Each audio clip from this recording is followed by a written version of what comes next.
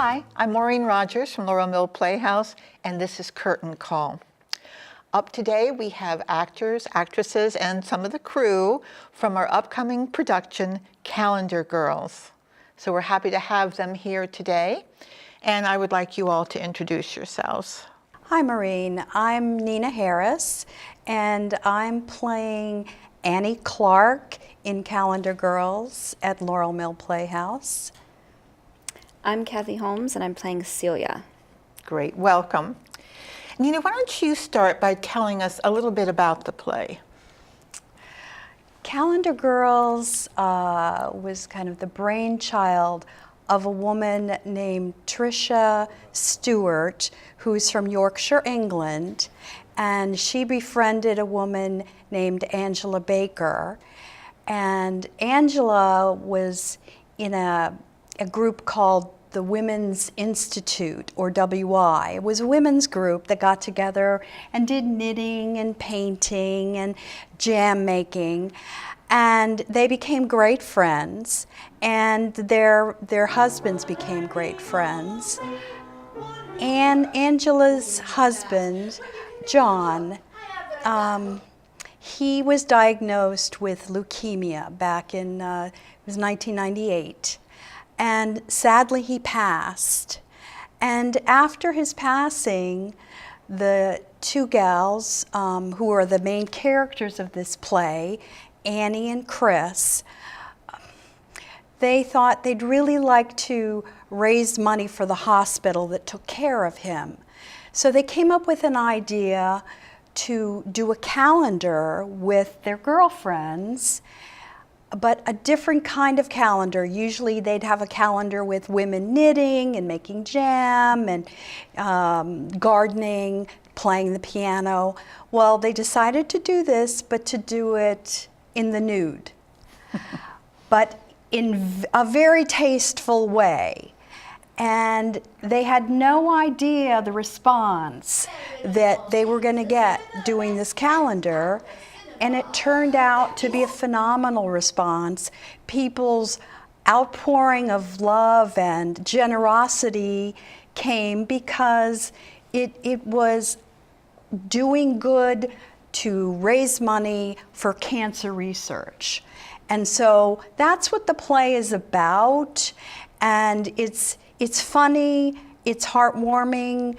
We hope that people will come in and they'll laugh and they'll cry and they'll go away with a sense of just community. So anyway, I'm very proud and honored to be playing Annie in this Laurel Mill Playhouse production. What brought you to audition for this role?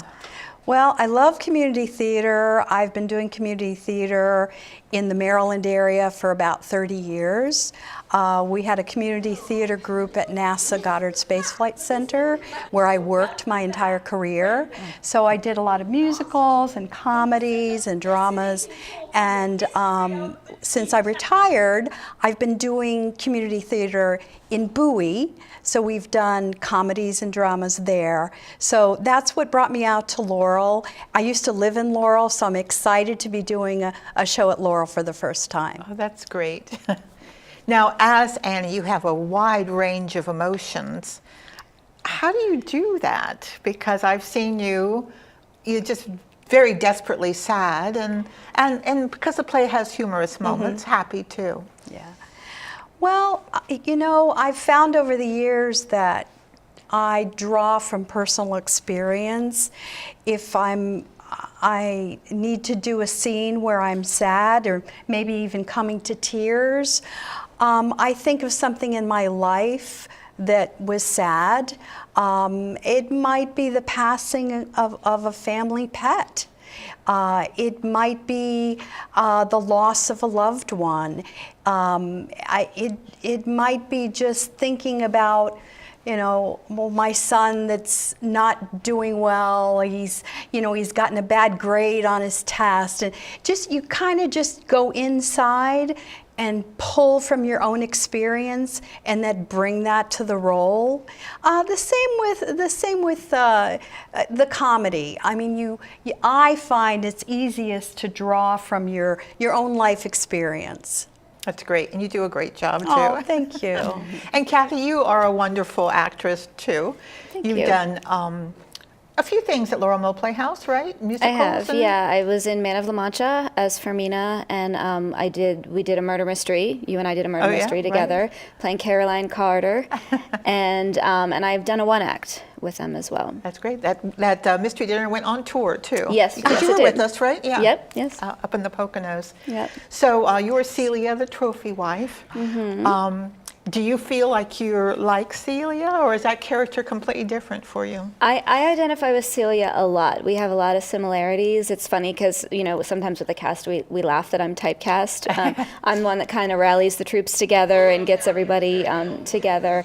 She's different in ways. You know, she's got a lot of money. She grew up with wealth, and she's kind of thrust into this golf club kind of stuck up area, and she busts out and starts hanging out with, you know, the women of the WI because they're a little more down to earth, and she likes that better. So she's not stuck up, and she's one thing I really admire about her is that she will do anything for her friends, and she's not ashamed to just show a little bit of skin.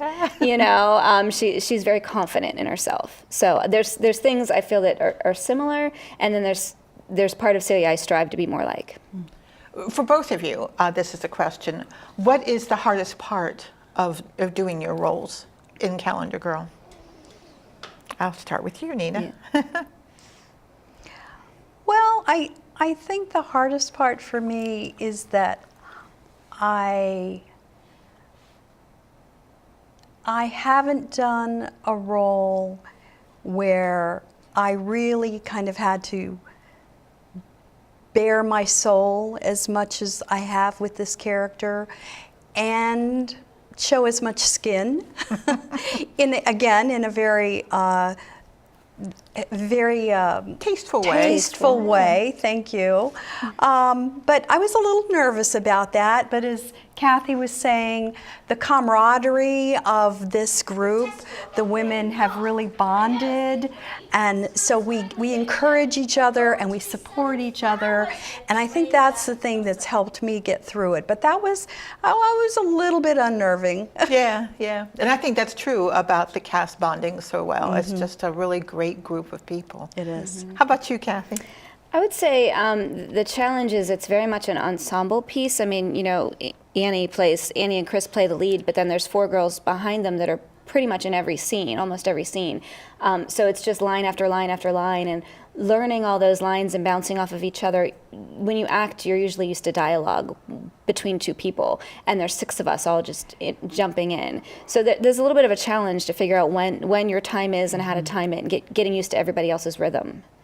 And how about the costume changes? Because there are Yes, many, yes. and you all have tried them from beginning to end. How's that been?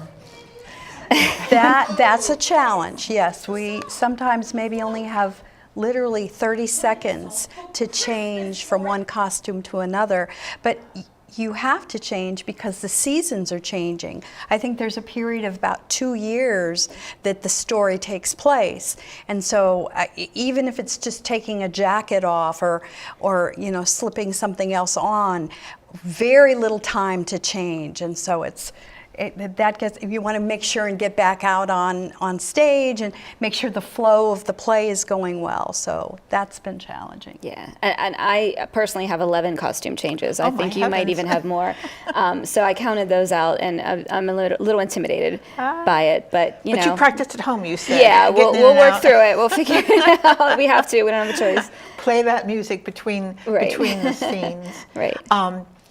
So Nina, you said why people should come see this. Cathy, how about you? Why do you think people should make a resolve to see this play? I think it's a very important play because it's about charity, it's about giving, it's about community, it's about friendship. It's ridiculously well written. The cast members laugh half the time when we're reading our lines because it's still funny, even though we've heard it 100 times. The people in the audience, you know, some of the secondary cast members are laughing even though they've heard it 100 times. So it's very well written, it's very funny, but also very important. Great. And Cathy started the initiative to donate to the American Cancer Society. So when you all come, there'll be containers out there to put money into. And so thank you for that. And we'll have a link also as well that you can donate if you want to donate online. On the website? Oh, Yeah. okay. Yeah, we'll put that out there. On the American Cancer? Okay, Yeah, great. we'll put That's that. awesome. So thank you both so much. It's been a joy having you here. Thank you. And you all should look forward to seeing Calendar Girl. Up next are some of the calendar men. They're not actually on the calendar, but they're in the show, and they're great actors. So stay tuned for that.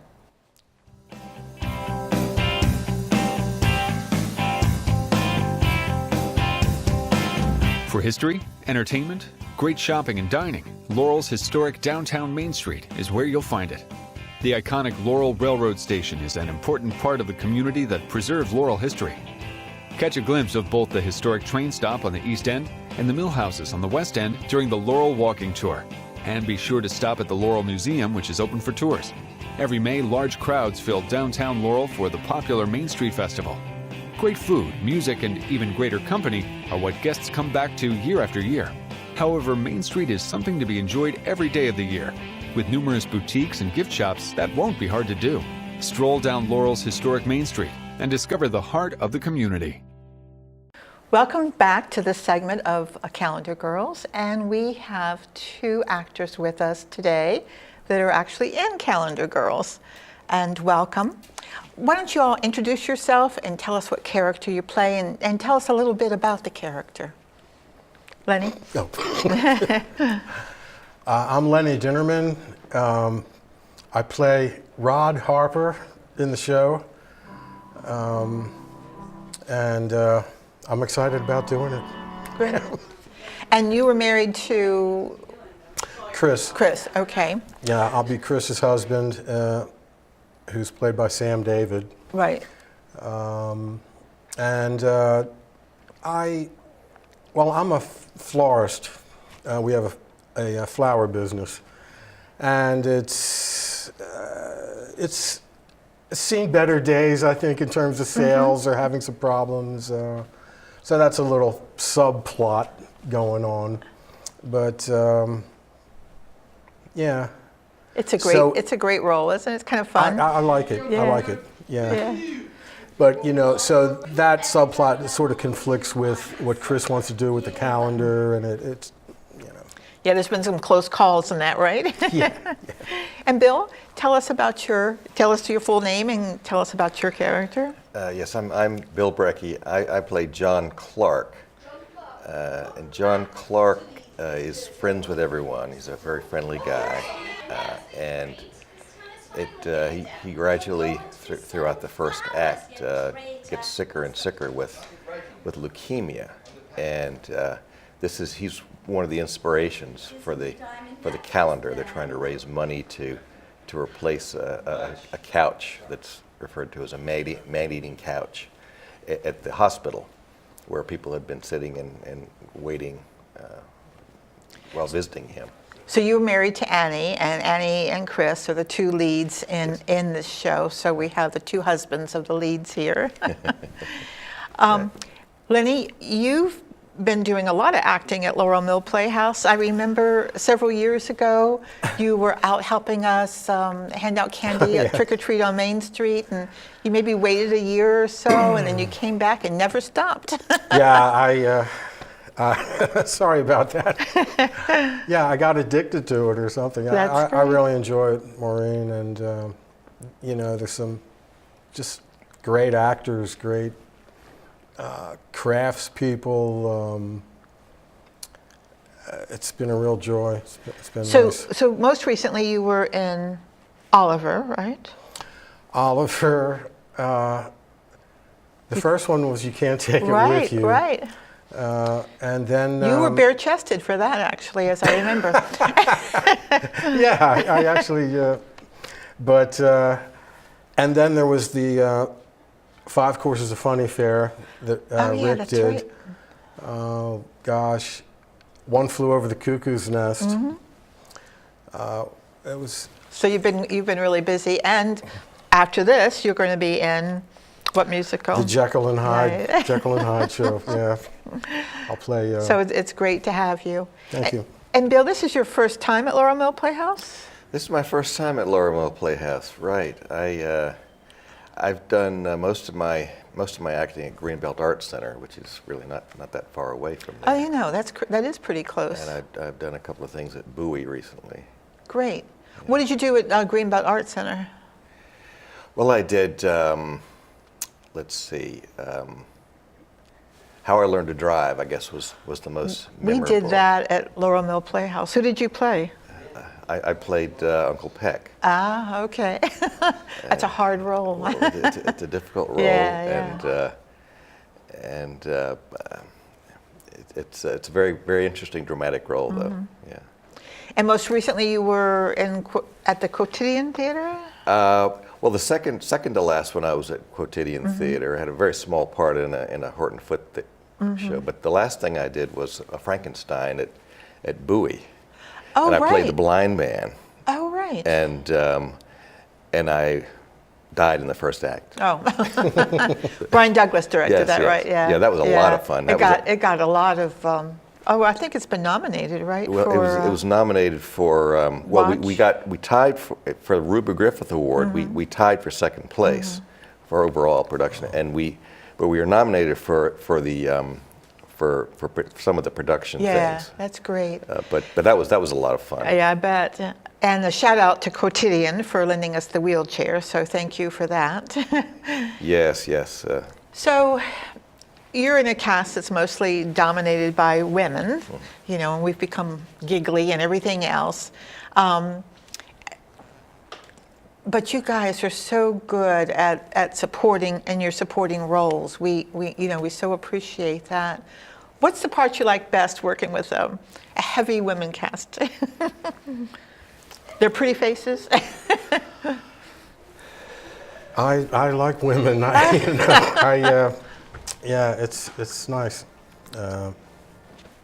Just watching them pose for the different months, and it's great. Yeah, it's been a lot of fun with you all. How about you? Well, these women remind me a lot of the women in my neighborhood. I'm very lucky to live in a very sweet neighborhood in suburban Washington, where we have a lot of friends our age, and the women and the men are all sort of huggy, and when they greet each other, they peck on the lips, and it very much reminds me of our neighborhood. And we had a friend not too long ago die of leukemia as well for the neighborhood. So it's So that's that is definitely a sad thing. yeah. Well, why did you try out for this? Because you'd never been at Laurel Mill Playhouse before, right? No, I went to see one show there about 5 years ago, so I knew where it was. But frankly, I had auditioned for 3 or 4 things over the last year since Frankenstein, and a couple of people had asked me to audition, and I didn't want to be in their show. So I was getting sort of. It was a long dry spell between my last show. I know some of the community theater actors can be in 4 shows a year, and so it'd been about a year. So I thought, this is a funny show, and looks like there's a good part in it for me. So. Great. Well, let me tell you, come back. There's going to always be a part for you too. Thank you all so much for being with us, and thank Nice to be you here, Maureen. for supporting the Calendar Girls, and look forward to that show. It starts March the 15th and ends April the 7th, right? And it's important that you get your tickets online as soon as you can, because it will fill up. And that is www.laurelmillplayhouse.org. Next up is 2 actresses, and one of the actresses is also costuming the show. So if you hold on, be right back with them. Thank you all again. Two identical cars leave their identical homes at exactly the same time. One driver pays close attention to their surroundings and obeys the posted speed limit. The other hurries through their neighborhood, going a little bit too fast, not paying attention. A group of children are playing in their front yard and a ball rolls out into the street. One car stops and nothing else happens. The other, well, let's just say it can change lives forever. Keep kids alive. Drive 25. Welcome back to Curtain Call, and we have some actresses from Calendar Girls here, and these ladies have some pretty funny roles, so I'm excited to introduce them to you. Actually, they're going to introduce themselves and tell you what role they're playing. Hi, I'm Becky Batt, and I play Marie, who is the chairman of the Women's Institute, and not very well liked. And I'm Marge McGugen. I play Lady Cravenshire, and she is the lady of the manor. She's in the house on the hill sort of thing, the politician's wife. And you both are a stitch. We try to be. So, Becky, I think the funniest thing, and you all will have to come see this, to see at the end how Becky's kind of changes by the end of the play, enthusiastically and physically. So she's got a lot of energy. How was it to portray that, from being somebody who really wasn't in favor of the whole idea and then came around to try and get that across during the play? It's been a lot of fun. I think Marie is more concerned about the Naples WI being better than another WI than anything else. So that's her main concern. And when the Naples, she always feels that the Naples WI is sort of behind another local WI in High Gill. And that drives her crazy. So that's one of her main motivations. Uh-huh. And you brought a skill to this play that I didn't know you had. You at least brought the props for it, the birdies. Oh. And had you played that game before? No. Oh, no. I played badminton during one scene, and I sort of cheat. So. I mean, it's really good to be playing a game in front of an audience, a live audience, and hope you don't bat them with the birdie. I hope not. I hope the birdie doesn't end up in the audience. We'll see. Yeah. And Marge, you're such a warm, loving, kind of person, and you play this Lady Cravenshire that's sort of stiff and upper crust. Yes. How did you do that? I watched a lot of Downton Abbey, channeled Maggie Smith a little bit, and Lady Cravenshire has a little bit of sass to her too, especially when she asks for a recipe or some assistance. But yeah, she's got a little bit of sass to her, and I really like that about her. She's almost like, it's not my fault I was born to the manor. I want to be a normal person like the rest of you, but I can't, sort of thing. And Becky, I think I know the answer to this, but do you feel like you are like your character? I think there's a little bit of Really? Marie in me. And I've worked for some people over the years that I could also draw upon for kind of the irritating parts of Marie. Yeah. So she's a lot of fun to play. Yeah, she definitely is. Mm-hmm. And Marge, are you like Lady Cravenshire, do you think? Oh, no. No, Lady Cravenshire, I do think that she really wants to be a little more fun-loving, but she won't allow herself where I'm all bring on the fun. We have a good time. Right. Even as a whole cast unit, we're having a great time. Yeah, it's just great people to work with. Yeah. Exactly. Mm-hmm. And Marge, you may have seen her before on these shows because she's doing non-stop costumes for us pretty much at Laurel Mill Playhouse. So these are different costumes, We're pulling from our own closet, a lot of it. Yes, a lot of it. But tell us about that process that you went through. A huge spreadsheet, right? Yeah, the huge spreadsheet. Just basically giving the actors and actresses an idea of what type of costume they would need for that scene. But I really wanted them to be mostly comfortable because the costume changes in this play are faster and there's more of them than I've ever seen. And you have maybe about 10, 15 seconds, a minute most, to change one entire outfit head to toe. And it's, we're looking for ways that we can streamline this, work with what you've already got on, and then throw something over top of it, because there's not that much time in between. Layering. Yeah, a lot of layering is going on. And, that's been the challenge with this particular show. There's been a couple of things too with the calendar shoot and all, and some of the other props that needed to be developed, but we got that pretty much taken care of. Done a great job. So, did you have any issues with your costumes in order to portray that person who's sort of, No, no, not really. That's great. Yeah. And you've done things at Laurel Mill Playhouse. It's been a few months. It's been a while. Yeah. So what did you do before? You were in Charlie's Aunt, right? No, I was in Bedroom Farce and Father of the Bride. That's what I'm thinking of, Father of the Bride. Yeah. That was a great, funny show. So it's nice to have you back. It's great to be back. It really is. I think that Laurel Mill Playhouse is kind of like a family, and it just feels good to be there. Right, we take care of each other, I think, which is great. Definitely do. Marge, why do you think someone should come to see this play? This is quite an interesting play. In reading through it, I think it shows how a group of people deal with grief in a very, very positive way. And you never know what kind of support you've got until you actually look around and see how it's helping to hold you up. That's true, absolutely true. And you all have demonstrated that through the whole rehearsal process. It's in the play, but it's also in real life with us. It definitely is. So, well, thank you all for coming. Look forward to the play opening again on March the 15th.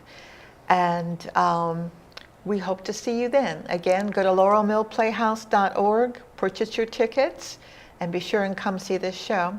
And I should say also that I am in this show. Yes. So I play the role of Jessie. So I would love to see you there in person.